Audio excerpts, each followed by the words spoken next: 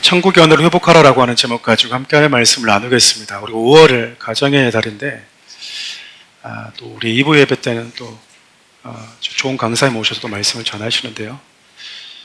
가정의 달인데 좀 가정에 대한 메시지를 좀 나눠주면 좋겠다라는 생각만 갖고 있다가 다행히 또 본문 자체가 또 관계적인 어떤 주제를 담고 있어서 지난주에도 함께하는 말씀 나눠왔었는데요.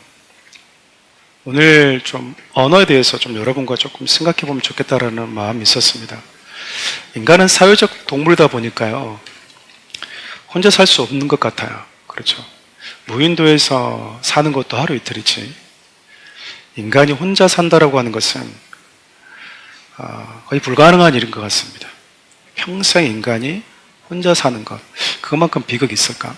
감옥에 가더라도 그 사람을 힘들게 하기 위해서 하는 그 처벌 중에 하나가 독방으로 보내버리잖아요.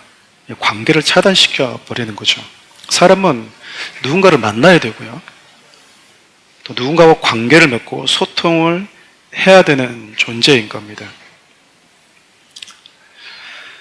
참으로 아이러니한 것은 여러분, 사람들이 관계를 맺고 누군가와 소통을 하면서 살아가야 되는 존재인 건 확실한데, 우리 주위에 너무나 다양한 부류의 사람들이 존재한다라는 거예요. 사람들도 많고 생각도 너무나 다르고 또 저마다 너무나 다양한 부류의 사람들을 우리가 만난다라는 거죠.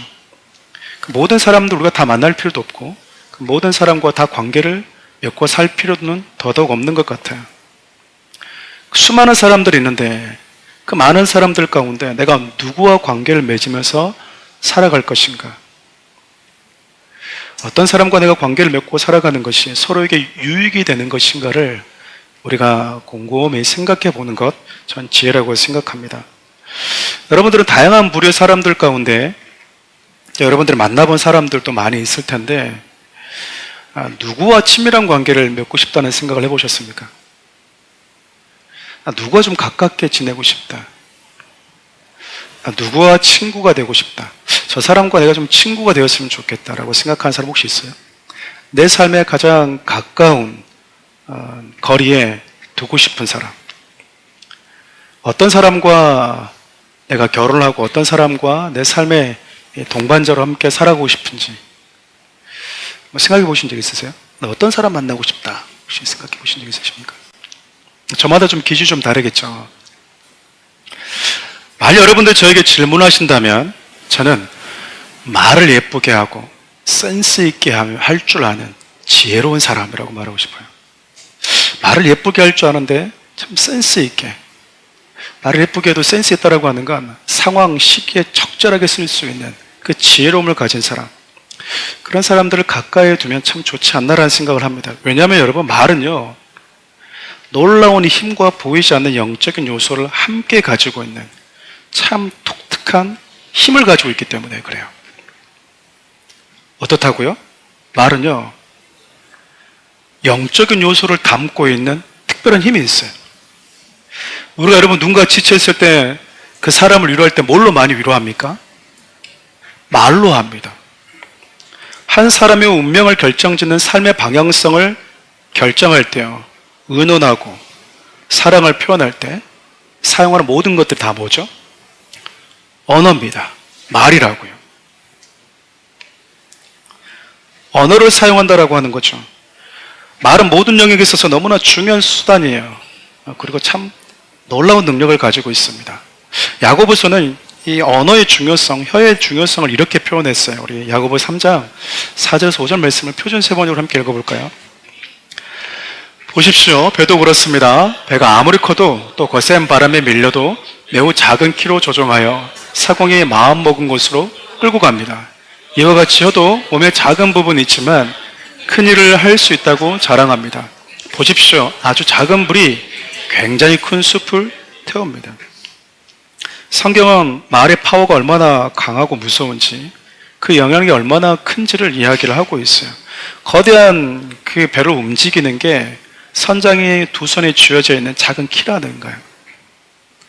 선장이 이 키를 방향을 트는 트는 것이 어디로 방향을 트느냐에 따라서요, 그 거대한 배의 방향성이 결정된대요. 이 거대한 배가 지금 어디로 가는 거야? 그 몸집 큰 그 배가 어디를 항해하는지에 대한 결정이요, 그 작은 키에 달려있다라는 거예요.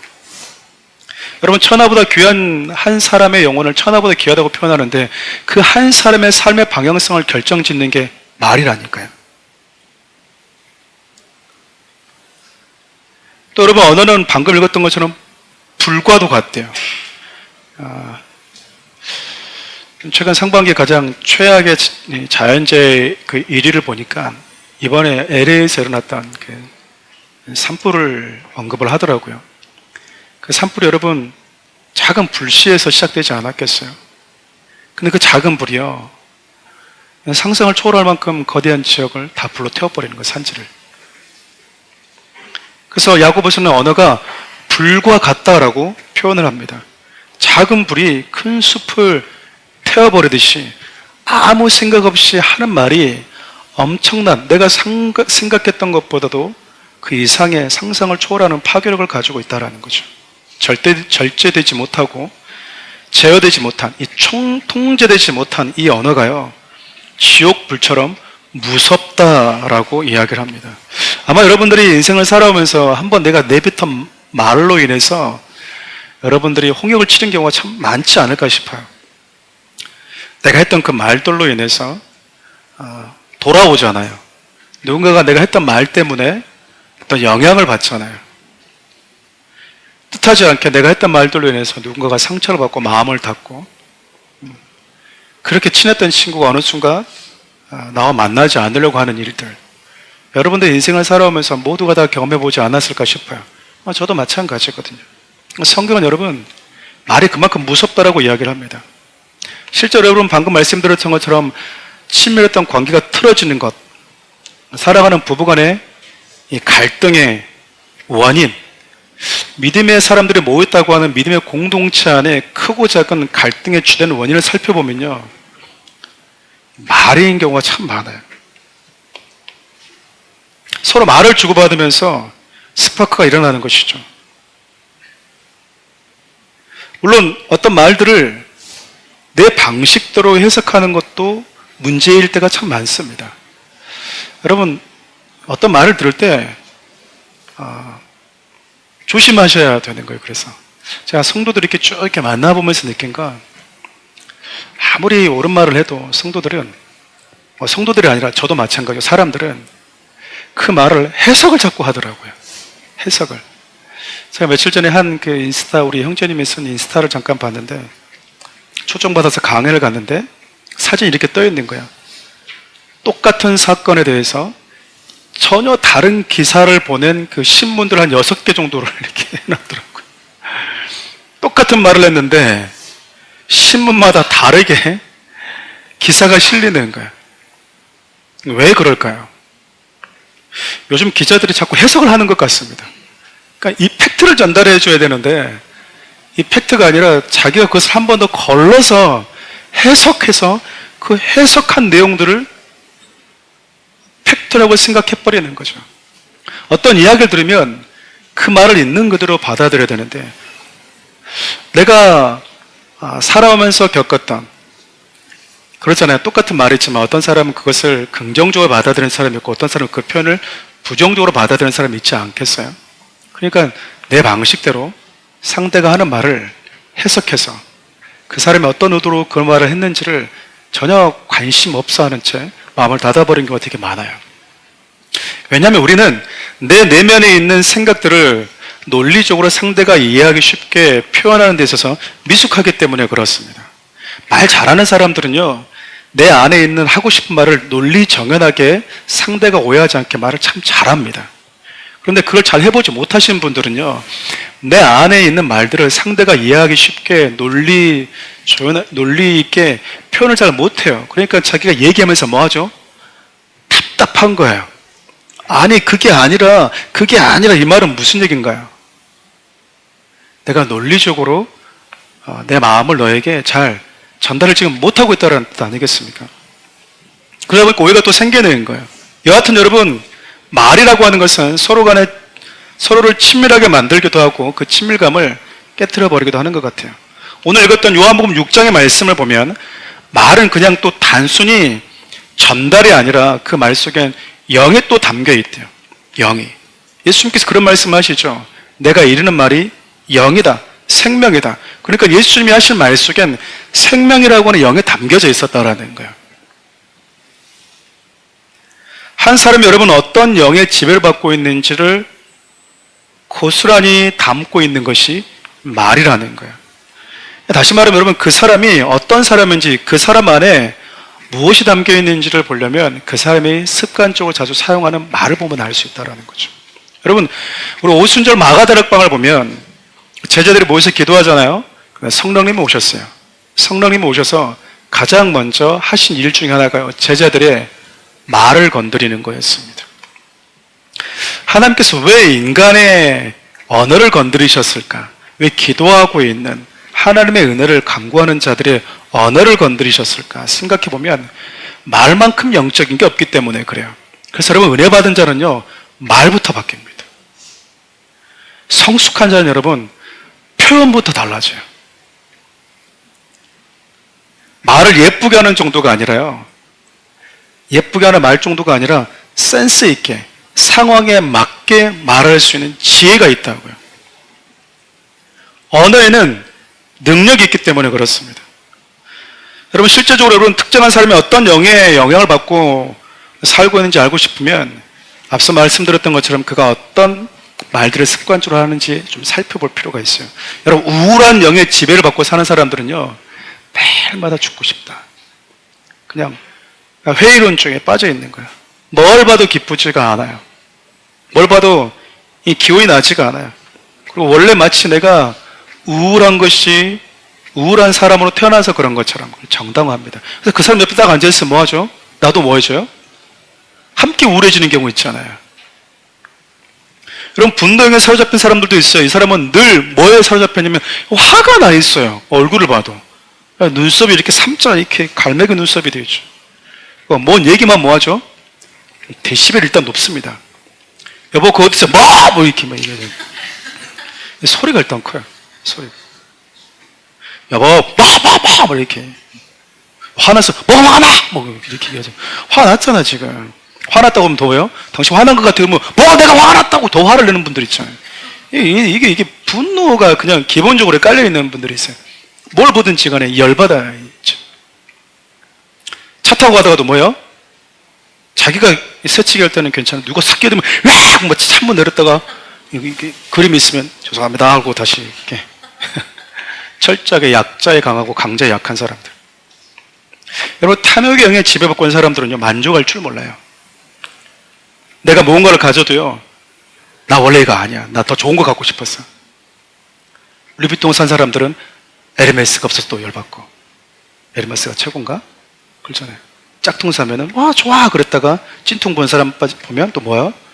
마음이 또 무너지고 계속해서 끊임없이 무언가를 더 갖고자 하는 욕망만 있지 지금 내가 가지고 있는 것에 대한 만족을 잘 못 느껴요.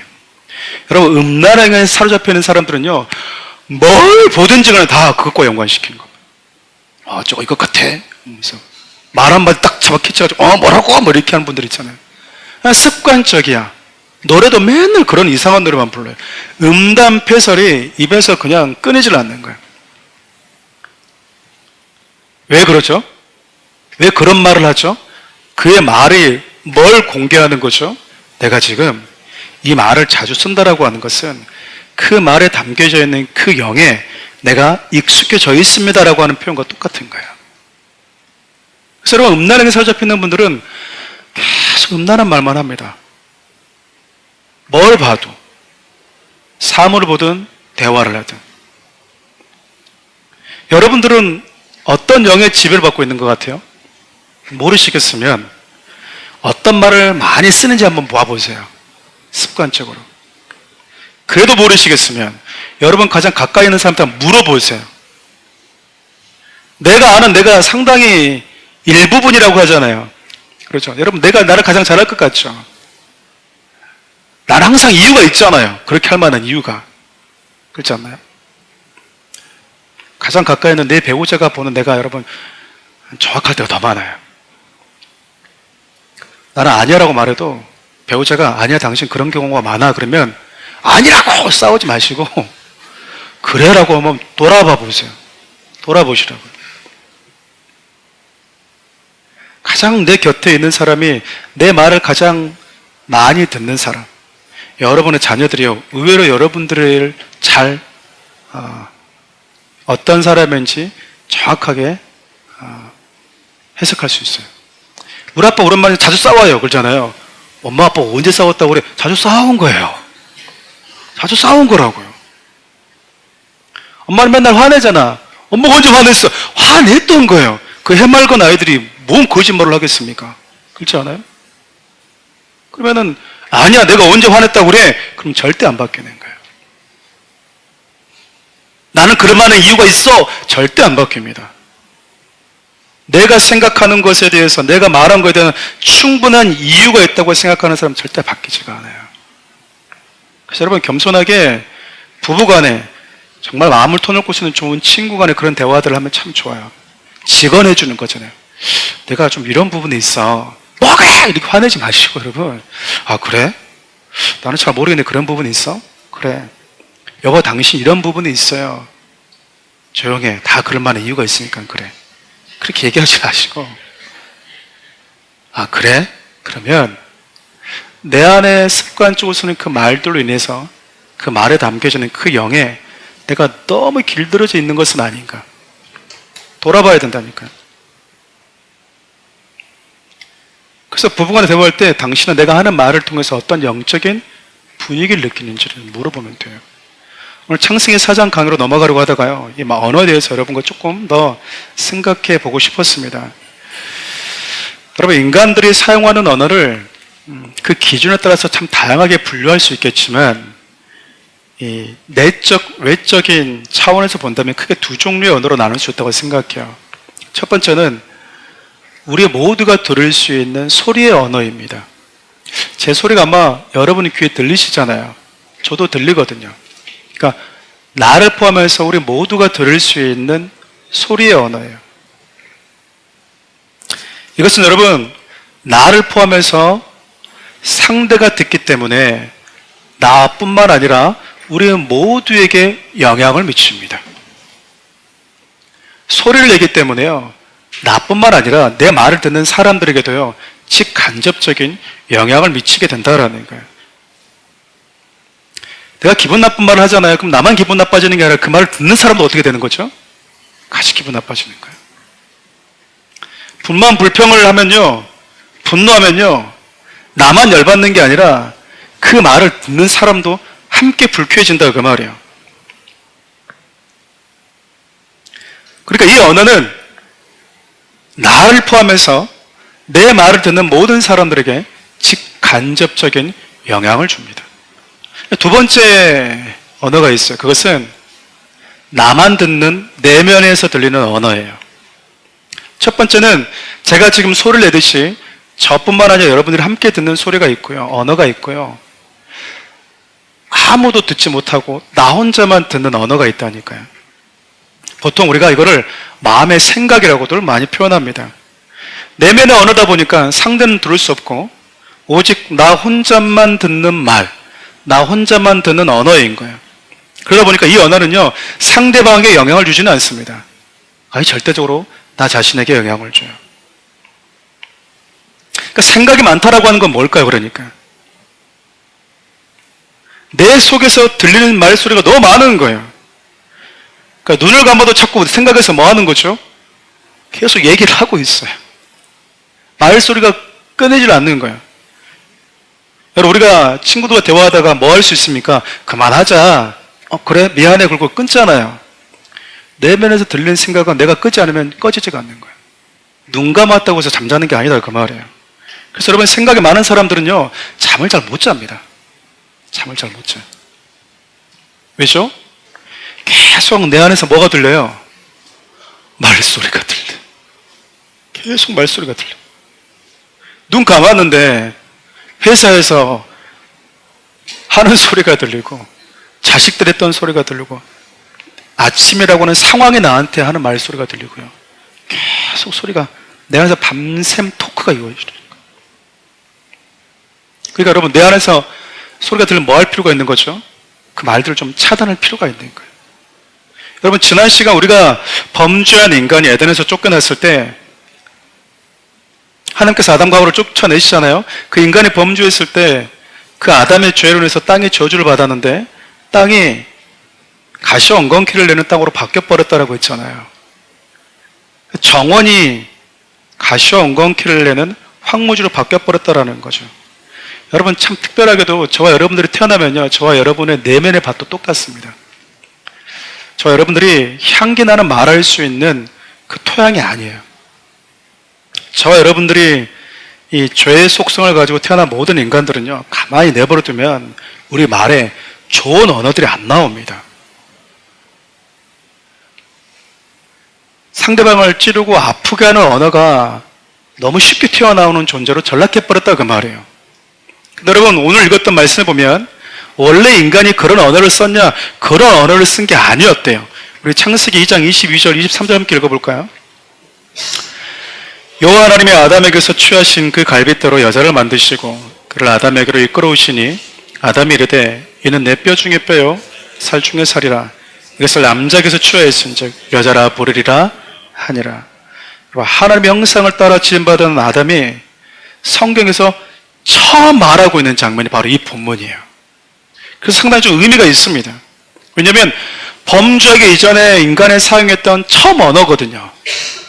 범죄한 이전의 인간은 도대체 어떤 언어를 사용했을까라고 했을 때 그것을 살펴볼 수 있는 유일한 단서 중에 하나가 바로 이거예요. 아담이 하와를 보자마자 뭐라고 얘기하죠? 일단 여러분, 딱 봤을 때요, 우리가 어떤 말할 때 보면 이 간격의 차이가 있을 뿐이지 생각이 먼저 들어오잖아요. 그러고 나서 얘기하잖아요.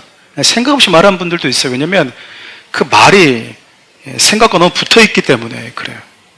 생각하면서 말할 수 있다라고 하는 거에 여러분 좀 실력이 있는 겁니다. 근데 아담이 처음 하와를 봤을 때 어땠죠? 딱 보자마자 그의 생각 속에, 내면에, 그녀의 몸에 하나님의 손길이 묻어 있다라고 하는 그 지식이, 그 감각이 직감적으로 아담에게 온 거예요. 이 사람은 하나님의 손길이 담겨져 있는 자구나라고 느꼈다라는 거잖아요. 그러니까 아담이 입을 열어서 뭐 하죠? 내 뼈 중에 뼈요, 살 중에 살이다라고 얘기하는 거예요. 여러분, 이게 원래 하나님이 우리 인간에게 주신 언어라니까요. 근데 여러분, 제가 여러분들에게, 자, 우리 남편분들 아내에게, 자, 얼굴 보면서 내 뼈 중에 뼈, 살 중에 살을 한번 해봅시다라고 말할 수 있는 사람이 몇 명이 될까요? 안 해요. 왜 잘 안 할까요? 이게 내 언어라고 생각하지 않아서 그래요. 이게 원래 하나님 나에게 주신 언어라는 생각이 별로 없어요. 그리고 이미 우리가 다른 언어에 익숙해져 있다고요. 다른 언어에 너무 익숙해져 있는 거예요. 집에 딱 들어오면 밥 먹었나? 야는 자자. 이게 제가 장례식을 많이 다녀봤잖아요. 목사 되기 전에도 목사 된 후에도 가보면 가끔씩 아비가 자식을 먼저 떠나보는 경우가 있어요. 아비가 자식이 아비를 먼저 떠나보는 게 아니라 아비가 자식을. 근데 그 아비가, 아버님들이 저한테 손잡고 늘 하신 말씀이 뭔지 아세요? 우리 아들한테 사랑한다는 말 한마디 못했다고. 후회하세요. 내 딸에게 내가 사랑한다는 말은 그 흔한 말 한마디 못했다고. 근데 처음에는 제가 그 얘기를 들으면 위로해줬거든요. 근데 제가 시간이 지나면서 느끼는 게 뭐냐면 그분은 자식이 살아 돌아와도 그 말 잘 못하는 분이구나.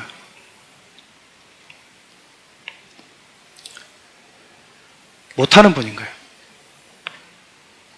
왜일까요? 다른 언어에 너무 익숙해져 있는 거예요. 사랑한다는 말에 대해 익숙해져 있는 게 아니라 사랑한다는 말이 아닌 다른 말에 익숙해져 있어요.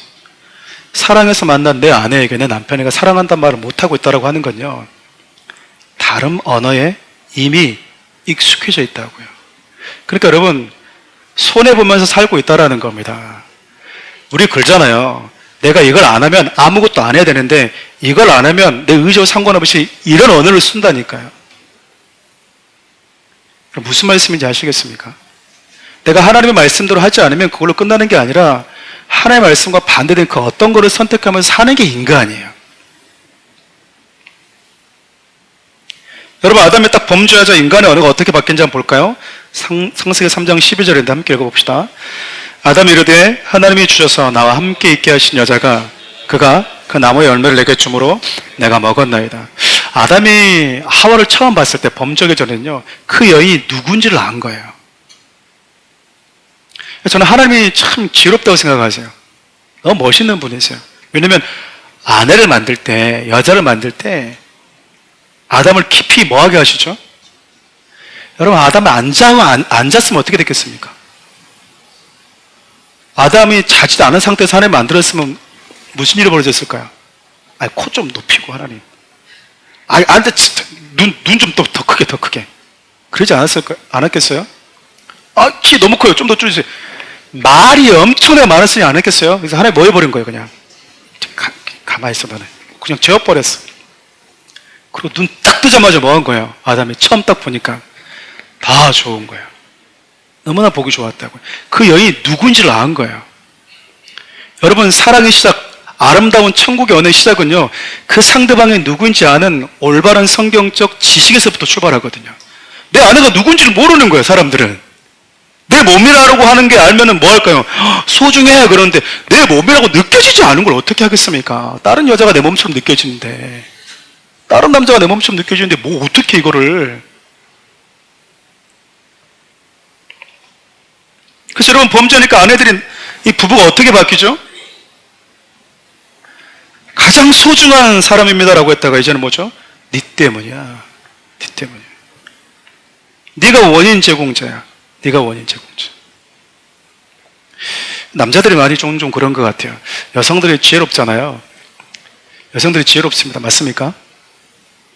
오, 이런 고백을 하지 않고도 이렇게 살 수 있는 분들이 많이 계신 것 같네요. 감축드립니다. 여성들 여러분 남성보다 좀 일반 좀 지혜로운 것 같아요. 그래서 대부분 보면 돈도 누가 빌려오죠? 대부분 이 아내들 엄마들이 잘 빌려옵니다. 남편들은 돈도 빌려올지도 몰라요. 맨날 소리만 칠 줄 알지. 집에 힘든 거 다 아내들이 하잖아요. 근데 여러분, 아내들 때문에 남편들이 여기까지 오거든요. 근데 가끔 아내들이 실수할 때가 있어요. 크게 실수할 때가 있어요. 딱 한 번, 10번 자다 한 번. 그러면 뭐 하죠? 당신 때문에 하면서 화냅니다. 저는 하와가 잘했을 거라고 생각하거든요. 근데 아담이 뭐라고 얘기하죠? 요 하나 준 걸 가지고 이때부터 뭐 하는 거예요? 아내 탓을 돌려요. 책임지지 않아요. 내가 사랑하는 사람이 잘못했을 때 그의 아픔을 내 아픔으로 느끼지 않아요. 건강한 몸이면 좋지만 내 몸의 일부분이 병들면 따뜻하게 보듬어 줘야 되는데 이게 사라져 버렸다고 그 말이에요. 왜일까요? 내 몸으로 안 보이는 거예요. 여러분, 배우자가 내 몸으로 보이십니까?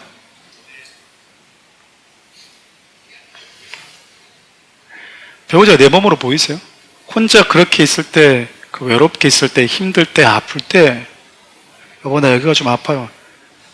그러면 찜질방 갔다 와. 여보 등 좀 긁어줄까?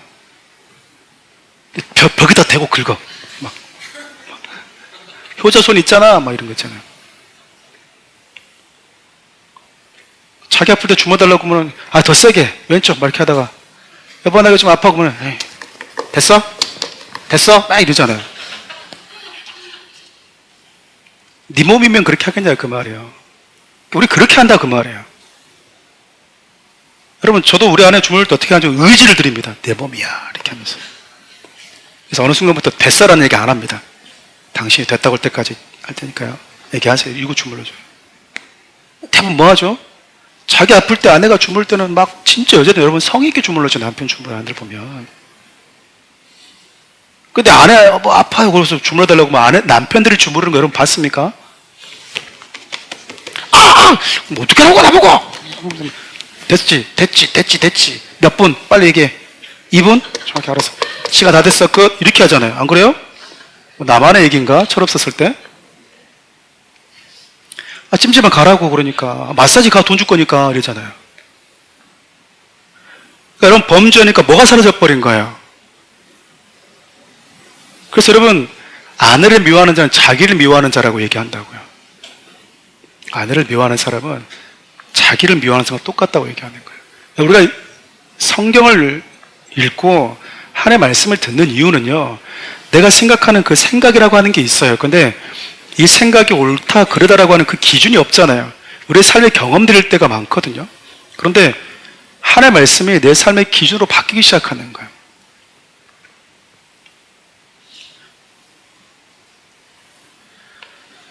여러분 생각해보면 그러잖아요.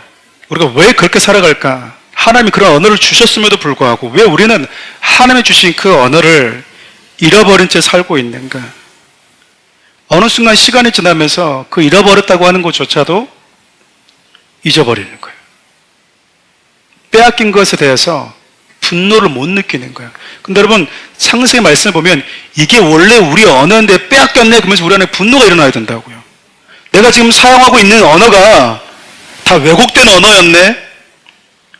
마귀의 그 간사함에 속아서 내가 속으면서 살아갔네. 내가 빼앗겨버린 언어구나. 거기에 대한 분노가 있어야 돼요. 여러분 야고보 3장 8절을 보면 혀를 길들일 수 있는 것이 아무것도 없다고 얘기하거든요. 그러니까 혀는 그 어떤 것에도 간섭받고 싶지 않은 독불장구 같다 그 말이에요.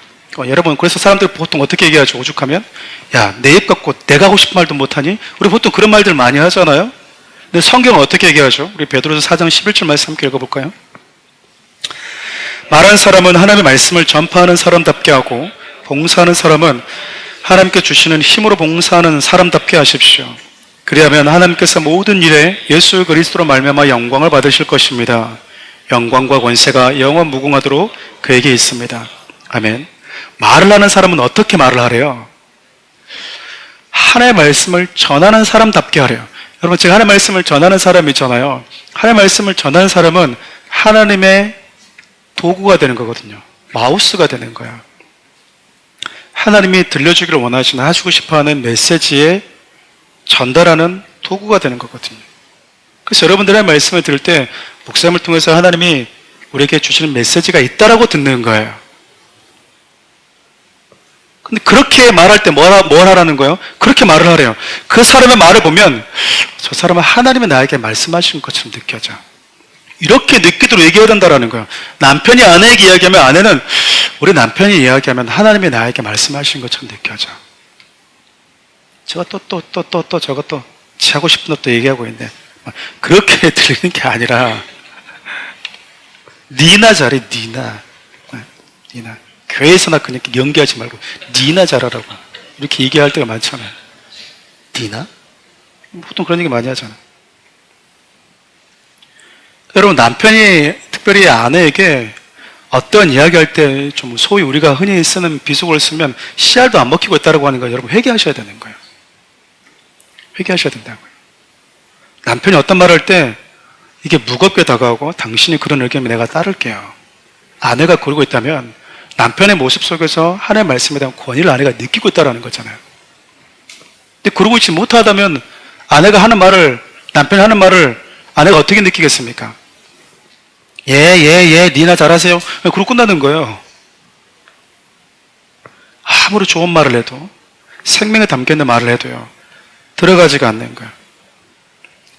야고보 4장 베드로서 4장 말씀을 보면 내 입 갖고 내가 하고 싶은 말도 못해 이 말에 대한 반론을 제기하고 있는 거예요. 그래 네 마음 네 입 가지고 네 마음대로 하는 말이 아니야 라고 하나님께서 지금 반론을 제기하고 있는 거잖아요. 하나님께서 우리에게 주시고 싶은 말은요 생명에 담겨있는 말을 하라는 거예요. 그때 하나님의 영광을 받으신대요. 여러분 하나님의 영광을 받으신다라고 하는 것은요 그것이 우리에게 가장 유익하다 그 말입니다. 부모에게 있어서 가장 큰 기쁨은요 자식이 잘 되는 거예요. 그게 부모의 가장 큰 영광이라고요. 내가 여러분 서울대학교 합격한 게 아니에요. 근데 우리 아들이 서울대 합격하면요 부모에게 가장 큰 영광스러움이에요. 내가 서울대 갔나요? 아니잖아요. 하나님의 자녀는 우리가 잘 되면 하나님의 자녀된 우리가 하나님의 말씀 가운데 살면서 풍성해지면 그것이 하나님께 영광이 된다고요. 하나님이 영광 된다 그 말은 그것이 너희들에게 가장 유익하다 그 말이에요. 여러분 누구도 길들일 수 없는 혀가 길들여질 수 있는 유일한 것이 있다면 그게 하나님의 말씀이어야 된다고 얘기합니다. 우리 언어는 여러분 훈련되어져야 되는 거예요. 그래서 하나의 말씀을 가지고 반복적으로 연습해야 된다고요. 못합니다, 목사님. 안 하겠습니다. 그렇게 그냥 사시면 돼요. 그렇게 살면 여러분의 인생 한 명만 사는 겁니다. 여러분 삶을 통해서 여러분 조금 심하게 조금 얘기하면요, 하나님 여러분 쓰지 않으세요. 여러분을 통해서 일하지 않으세요. 여러분을 통해서 하나님의 영광을 드러내고 싶어 하지 않는다고요. 내가 하고 싶어 하는 사람들은, 내 마음대로 살고 싶어 하는 사람들은요, 그렇게 살 수는 있으나 하나님이 그 사람을 통해서 당신의 영광을 드러내는 도구로 결코 쓰지 않으세요. 여러분, 고집스러운 사람이, 순종하지 않는 사람이 여러분 신앙의 성장이 더 있다고 자꾸 제가 얘기하는 게 반복적이나 바로 그것 때문이에요. 하나님이 안 쓴다니까요. 안 쓰세요. 10년이 지나도 여러분 늘 똑같은 거예요. 길들여져야 되고 훈련 받아야 된다고 하는 것은요, 겸손하게 배워야 된다는 걸 뜻하거든요. 여러분, 누가 배운 줄 아세요? 누가 배운 줄 아십니까? 내가 모른다고 생각하는 사람이 배우는 거예요. 겸손한 사람이 배울 줄 안다고요. 내가 다 할 줄 안다고 생각하는 사람들, 여러분 죽었다 하나도 안 배웁니다. 안 배운다고요. 내가 이 나이에 뭘 배워? 다 알고 있는데. 아는데, 알아. 내가 안 해서 그렇지, 안 할 뿐이지, 안다고. 성경 그걸 모른다고 얘기한다고요. 니만 모르는 거야. 자기는 안 돼요. 그 안다고 착각하는 그 교만이요, 배우는 자리로 못 가게 만드는 거예요. 어렸을 때 여러분, 저는 선생님들이 선창하면 학생들이 선생님 말씀 듣고 이렇게 따라하는, 읽었던 기억들이 참 많았어요. 참 부끄럽지만 제가 초등학교 한 3학년 때 한글을 뗐는데 읽는데 틀리잖아요. 그럼 선생님이 안 보내주잖아요. 얻어맞고 또 맞고 막 무서워서 막 이렇게 따라 읽고 했던 기억이 나는데, 선생님이 진짜 막 화 많이 냈어요. 따라 읽으라고. 따라 읽는데도 못 따라하겠더라고요. 그렇게 배웠던 기억이 있습니다. 저는 그렇게 배우는 게 참 좋은 것 같아요. 하나님의 선창하시면 우리는 하나님 말씀하신 대로 따라하는 거죠. 근데 여러분, 조금 더 크면요, 초등학교 6학년이나 중학교 3학년이나 고등학교 3학년이나 조회 시간에 맨 뒤에 앉아가고 뭐 하죠? 짝다리 짚고 섭니다. 6학년들도. 6학년 때 가장 많이 들었던, 체육 선생님이 많이 들었던 말, 중학교 3학년 때 가장 많이 들었던 말, 고등학교 3학년 때 가장 많이 들었던 말, 여러분 1학년들은 다 이러고 있거든요. 3학년 이러고 있으면서, 야, 그 뒤에 짝다리 짚고 서 있지 마. 맨날 소리. 병장돼서 들었던 말, 짝다리 짚지 마. 뭔 말일까요? 다 안다 그 말이에요. 나 다 할 줄 안다 그 말이에요. 이 나이에 내가 하리? 영적인 성숙은 여러분 하나님의 말씀에 대해서 어떻게 반응하에 따라서 결정되는 거거든요. 어린아이처럼 순수한 자, 하나님 말씀하시면 그냥 따라 읊고 따라할 수 있는 자, 여러분 그렇게 우리의 언어가 길들여진다니까요. 여러분 생각해 보세요. 우리의 마음밭이, 토양이 하나님이 주시는 그 말씀을 이렇게 이끌어내는 그런 토양이 아니라면 이걸 기경해야 되는 거예요. 가만히 내버려 두면 가시와 엉겅퀴가 나오는 것이 너무나 익숙한 환경들이잖아요. 그러면 가시와 엉겅퀴를 빼내서 향기나는 정원으로 바꾸려면, 향기나는 말이 나오려면요, 여러분 우리 손에 피 묻혀야 되는 거예요. 손에 가시 박힐 각오를 해야 된다고요. 여러분 시편 119편 27절 말씀 함께 읽어볼까요?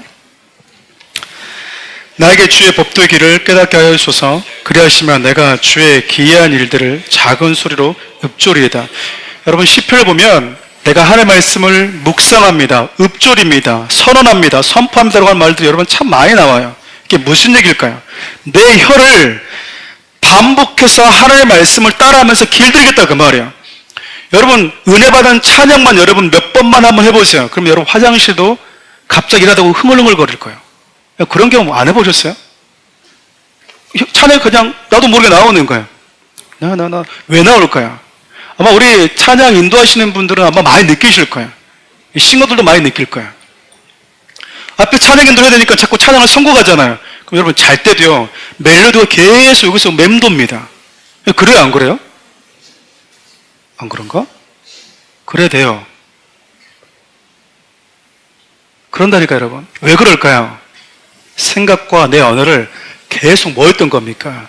하나님을 찬양하는 대로 내가 썼다 그 말이야.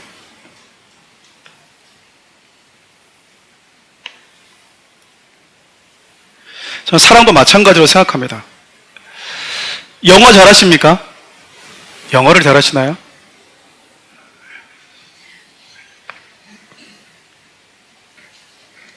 You can speak English?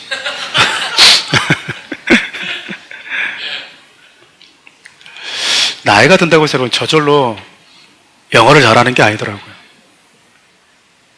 나이가 든다고 해서 저절로 사랑도 잘할 것 같습니까? 아니요. 저는 더 완고하고 굳어지는 것만 더 많이 봤습니다. 제가 우리 집사님 한 분이 지금 미국에 가 계시잖아요. 인스타를 봤어요. 그러니까 야구장에 그런 게 있나 봐요. 이렇게 딱 보시면 뽀뽀하는 키스 타임이 있더라고요. 근데 제가 제 야구 스포츠 중계 축구를 한 번씩 보는데 봤는데 우리나라 그걸 봤어요. 근데 나이 드신 분을 탁 찍어줬는데 아내는 뽀뽀하자고 이렇게 밀더라고요. 이렇게. 그러니까 한 번 더 나와야 되는데 또 뽀뽀하려고 그러는데 남편이 또 밀어서 결국 뽀뽀를 못했어. 근데 우리 집사님 미국 가게 있어서 이렇게 LA 다저스를 보러 갔나 봐요. 오타니를. 거기 키스 타임이 나오는데 여러분, 제 마음이 참 좋더라고요. 나이 드신 어른들도 여러분, 사랑스러운 분 딱 찍히니까요, 너무 뽀뽀가 자연스러운 거예요. 아내에게 입 맞추는 게, 남편에게 입 맞추는 게 너무 자연스러운 거예요. 왜 그럴까요? 연습을 많이 했거든요, 이분들은. 많이 해봤어요. 사랑하는 표현을요, 담아두지만 않고 표현을 많이 했던 거예요. 여러분, 남편과 아내 결혼하신 분들 뽀뽀 많이 하십니까? 요즘에는 뭐 부부들은 키스 안 한다면서 부부는 키스를 왜 하냐고 막 그런다는데, 이 뽀뽀하는 게 자연스러운가요? 사랑의 표현이 자연스러운가요? 나이 드신 분들은 이제 각방 쓴다고 그러잖아요.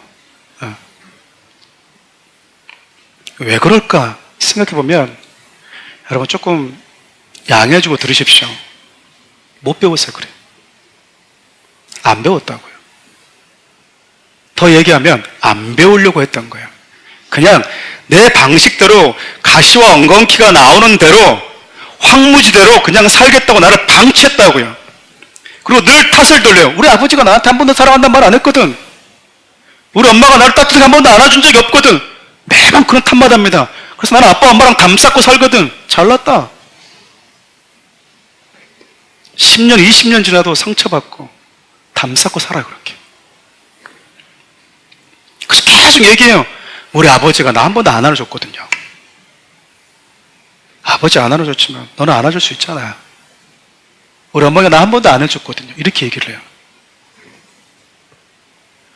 끊임없이 가시와 엉겅퀴를 내뱉는 말투로 놔두고 방치해둬 버렸을 뿐. 그러니까 여러분 뭐가 나오잖아요. 여러분 맨땅을 가만히 놔두면 아무것도 안 나오는 게 정상이어야 되잖아요. 그러면 괜찮아요. 아무것도 안 나오면 비등비등해요. 쌤쌤이에요. 근데 뭐가 나와요. 안 심었거든요. 잡초가 나와요. 가시가 나와요. 엉겅퀴가 나오는 거예요. 여러분 땅을 가만히 내버려뒀을 때 맨땅 그대로 있는 땅 보신 적 있으세요? 한 번도 본 적이 없어요. 아무것도 안 심었으면 아무것도 안 나와야 되잖아요. 근데 아무것도 안 심었는데 뭐가 나와요. 잡초와 가시와 엉겅퀴가 나온다니까요. 우리가 그래요. 가만히 내버려두면 아무것도 안 한 상태여야 되는데, 깨끗한 상태여야 되는데요, 뭐가 나왔어요. 뭘 하고 있어요.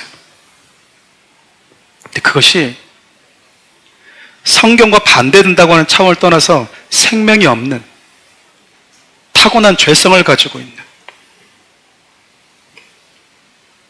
사람을 찔리고 사람들에게 아픔을 주는, 그 이상도 그 이하도 아닌 채 고집스럽게 오늘도 내일도 살아간다고. 아마 오늘 제가 이렇게 설교도 목사님 저는 그냥 그렇게 가겠습니다 하는 분들이 있을 거예요. 베드로서 3장 7절 보면 어떤 말씀이 있냐면 지식을 따라서 동거해라. 지식을 따라서 사랑하라 그 말이에요. 내 방식, 내 중심적으로 사랑하지 말고 건강한 사랑은 여러분 나 중심적 사랑이 아니거든요.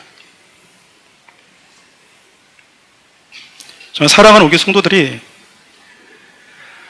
혀를 길들일 수 있는 유일한 능력의 말씀, 하나님의 말씀을 가지고 여러분 계속해서 하나님의 말씀 하는 대로 한번 따라가 보십시오. 그렇게 한번 살아보는 거예요. 손을 내밀어라 우리 주님이 말씀할 때 있거든요. 손을 내밀어라, 손을 잡아주어라, 안아주어라 해보는 거예요 여러분. 그렇게 하면서 하나님의 말씀이 아닌 것에 익숙해지지 마시고 생명에 담겨져 있는 관계 친밀함을 가져다주는 그 하나님의 말씀에 나를 익숙하게 길들이는 것이 지혜 아니겠습니까? 또 하나 여러분 생각해 보고 싶은 게 있어요. 근데 이 모든 것들이 시기적절해야 됩니다. 잠언 27장 14절 말씀 함께 읽어볼까요? 이른 아침에 큰 소리로 자기 이웃을 축복하며 도리어 저주같이 여기게 되리라. 축복은 축복인데 언제 축복하고 있는 거예요? 다 자고 있는데 새벽에 와가지고 그 친구 집 앞에 가가지고 야! 건다 습겨 이러고 있으면 여러분 그 축복을 다가올까요? 가끔 제가 이제 우리 성도님들에게 집사님 남편에게 혹은 아내에게 이렇게 한번 표현해 보세요라고 말합니다. 그러면요 못 죽은 척하고 자 했다 목사님 해라고 했어 나 순종했어 이런 분들도 계세요. 어떻게 해야 될까 싶어요.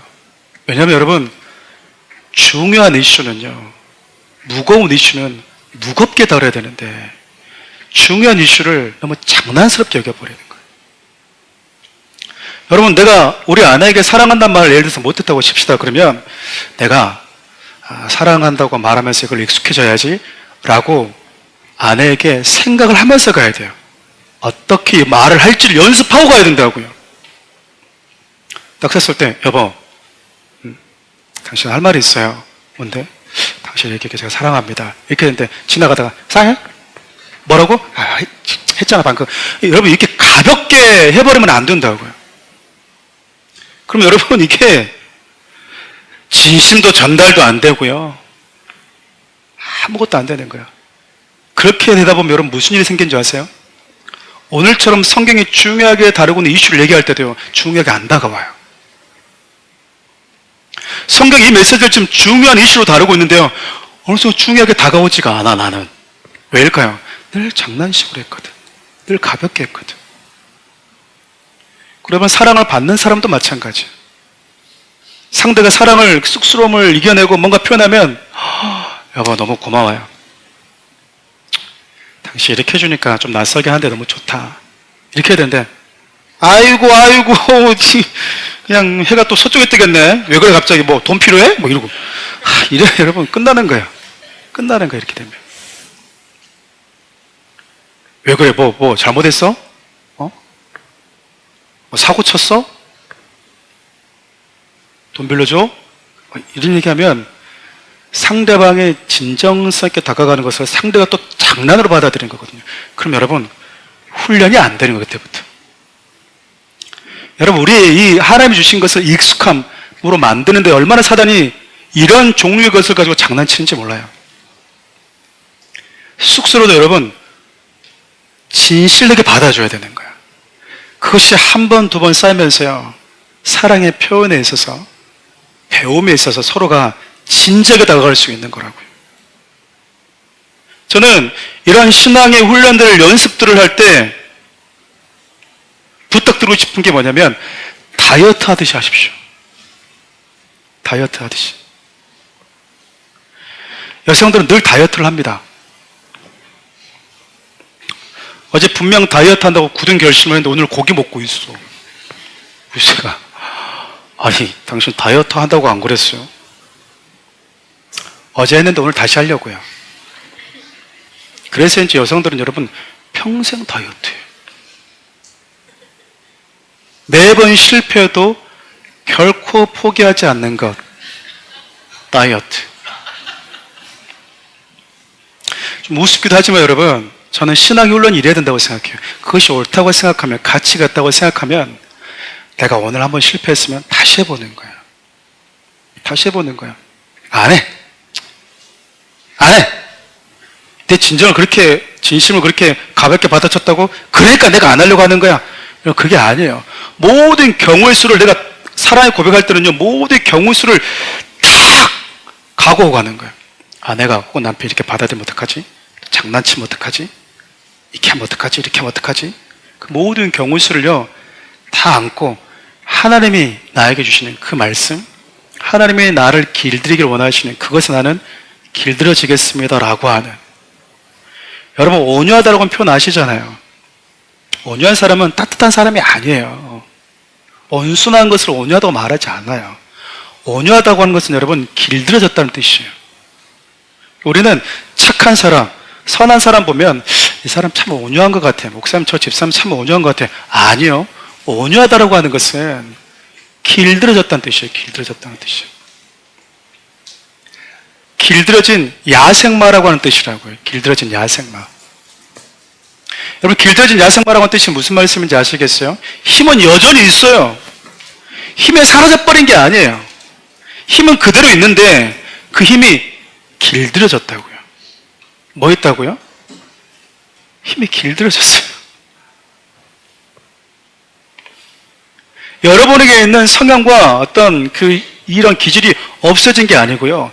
하나님의 말씀에 길들여졌다고요. 전 여러분들에게 길들여진 온유한 사람이 되었으면 좋겠습니다. 여러분, 오늘 요한복음 6장 63절을 보면 다시 한번 읽고 우리 말씀을 좀 마무리할까요? 살리는 것은 영이니 육은 무익하니라. 내가 너에게 이르는 말은 영이요 생명이니라. 여러분, 예수님 입에서 나오는 모든 말은요, 누군가를 살렸대요. 누군가를 살렸다고 하는 것은 여러분 상대방이 기분을 좋게 했다고 하는 차원과 좀 다릅니다. 왜냐하면 바리새인과 서기관들은 예수님 말 듣고 기분 나빴으니까. 그러니까 예수님이 영혼을 살리는 말을 했다고 하는 것은 기분 좋게 했다고 하는 말과는 좀 다른 것 같아요. 누군가는 불편할 수 있다는 거예요. 그럼에도 불구하고 그것이 살리는 거기 때문에 그래요. 여러분 주사를 맞는 이유, 수술을 하는 이유, 약을 먹는 이유가 뭡니까? 쓰고 아프고 고통스러운데 왜 그것을 하죠? 살리는 거기 때문에 그걸 감수하는 거예요. 때로 여러분 하나님의 말씀이 우리가 40년, 50년, 60년 동안 내가 한평생 살아왔던 삶의 패턴이 있는데 이걸 지금 바꾸라고? 이걸 지금 나보고 어떻게 바꾸라는 거야 이거를. 그냥 오늘 목사의 말씀 그냥 기분 좋은 거 오케이 잘 들었습니다. 그냥 그러고 가면 되는 건데 이걸 바꾸라고 나보고.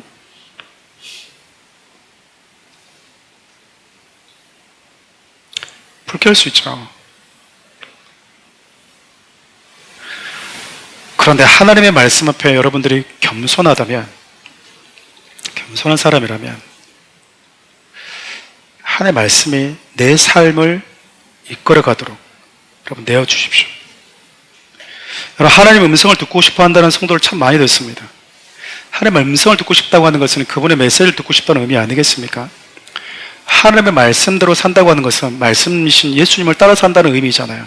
그리고 그 예수님의 말씀에는 그분의 영이신 성령님이 계시기 때문에, 즉 성령님의 음성을 듣는다고 하는 것은, 하나님의 말씀을 따라 산다고 하는 것은 우리 주님이 우리에게 보이신 대로 따라 사는 것이 바로 성령의 음성을 듣고 그분의 말씀을 따라 사는 거거든요.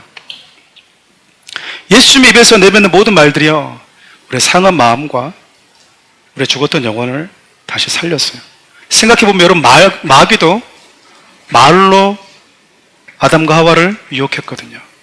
여러분들의 영혼을 살리는 것도 말이고요, 여러분들의 영혼을 유혹하고 미혹하고 약탈해가는 것도 사단은 말을 통해서 했습니다. 말을 통해서 했다고요. 여러분 어떤 언어를 사랑하는 사람들에게 쓰고 계십니까? 어떤 표현들에 여러분 익숙해 계십니까? 오늘 말씀을 여러분과 종종 많이 나눴던 기억이 있어요. 저는 적어도 여러분들 오늘 말씀을 듣고 결단하고 갔으면 좋겠습니다. 그리고 한번 여러분 한번 돌아보세요. 나는 지금까지 어떤 언어를 썼는가? 어떤 언어에 익숙해져 왔는가? 앞서 얘기했던 것처럼 여러분, 아무것도 심지 않았으면 아무것도 안 나와야 돼요. 그러면 하나님과 내가 비긴 거잖아요. 하나님 뜻대로도 내가 좀 할 자신이 없고요. 내가 내 뜻대로도 안 할게, 하나님. 근데 내가 하나님 뜻대로 할 자신이 없어요. 쌤, 그거 아무것도 안 나와야 돼. 그런데 하나님의 뜻대로 하지 않고 가만히 내버려두면 내 마음, 내 언어는요, 마귀가 길들이려고 할 거예요. 왜냐하면 마귀가 너무 좋아하는 환경이거든요. 가시와 엉겅퀴가 있는 밭은 마귀가 너무나 좋아하는 환경이기 때문에 그렇습니다. 그래서 본의 아니게 내 언어로, 내 말로 사랑하는 사람들에게 씻을 수 없는 상처, 내 남편에게, 내 아내에게, 내 가족에게, 내가 사랑하는 내 성도들에게요, 씻을 수 없는 상처를 주는 경우, 그런 실수를 우리가 하게 된다, 그 말이에요. 여러분, 어떤 나로 사시겠습니까? 원래 지금껏 살아왔던, 원래 어떻게 살아왔는데요? 도대체 뭐가 난데요? 뭐가 여러분인데요? 지금 여러분을 있게 하는 그 생각은 어디서부터 시작됐는데요? 목사님, 원래 저는 이렇습니다. 그래요, 원래 저는 이렇습니다고 하는데 그 원래 저는 이렇습니다고 하고 하는 게 어디서 시작됐는데요, 도대체? 어디서? 그 출처가 어딘데요? 여러분들도 모르시잖아요. 아세요? 잘 모르시잖아요. 방치해두고 온 거예요, 그냥. 그리스도인이라고 하는 것은, 하나님의 백성이라고 하는 것은 내 생각과 내가 하고 싶은 말에 세상이 원하는 것에 길들여진 자로 사는 것이 아니라 생명에 담겨져 있는 하나님의 말씀에 나를 길들이는 겁니다. 그걸 신앙생활이라고 그러는 거예요. 내 생각을 하나님의 말씀에 길들이고 내 언어를 하나님의 말씀에 길들여 보는 것. 그럴 때 여러분 한번 보십시오. 여러분 던지는 말 한마디 한마디마다요, 듣는 사람이 살아날 거예요. 듣는 사람이 여러분 회복이 될 거라고요. 행복할 거라고요. 마음에 뜨거움이 일어날 거라고요. 사랑하는 우리 성도님들, 잃어버린 천국의 언어, 잃어버렸다고 하는 그 지식, 그래, 잃어버렸어, 어떻게 하겠어? 라고 하지 마시고, 잃어버렸다고 하는 사실과 더불어서 그 언어를 다시 회복하고자 하는 그 마음 갖고, 여러분들이 누가 들어도 저 사람의 말 속엔 하나님의 사랑이, 저 사람의 언어의 표현 속엔 하나님의 영이 생명에 담겨 있구나. 목사님, 제가 남편이 그럴만 하니까 그런 말 했고요, 아내가 그럴만 하니까 그런 말 했습니다. 그러면 절대 안 바뀝니다. 하나님은요, 우리에게 이런 예외의 조항을 단 적이 없어요. 예외의 조항을 단 적이 없다. 그냥 이것만 물으세요. 그래서 네가 그렇게 말해서 네 말을 듣는 사람이 살아났니? 그걸 물으신다고요. 그래서 네가 하는 그 말로 인해서 너와 네 말을 듣는 그 영혼은 회복이 됐니? 그걸 물으신다니까요. 그러지 않았다고 한다면 그냥 나는 그냥 내가 열받아서 그냥 화풀이 한 것밖에 안 돼요. 기분 나쁜 것 그냥 쏟아낸 것 그 이상 그 이하도 아닌 거야. 내 안에 여전히 가시와 엉겅퀴가 자라기 좋은 그 환경을 그대로 방치해두면서 살고 있다라고 하는 것밖에 그 이상도 아니다, 그 말입니다. 여러분들이 도전하고 싶습니다. 가시와 엉겅퀴가 있는 그 상태 그대로 방치해둔 채로 사시겠습니까? 아니면 정원을 만들어 보시겠습니까? 쑥스러움의 가시를 뜯어내고 어색함이라고 하는 것, 한 번도 안 해봤다라고 하는 것, 당연하죠. 그러니까 못했던 거니까. 새로운 것을 받아들인다고 하는 것은 이전 내가 살았던 그 익숙함과 결별을 의미하는 거잖아요. 잘못된 익숙함과 생명이 아닌 익숙함과 기꺼이 결별할 수 있는 그 용기, 그 용기가 저와 여러분들이 있길 바라요. 우리 채널 좀 주님께 올려드리고 기도하며 나갔으면 좋겠습니다.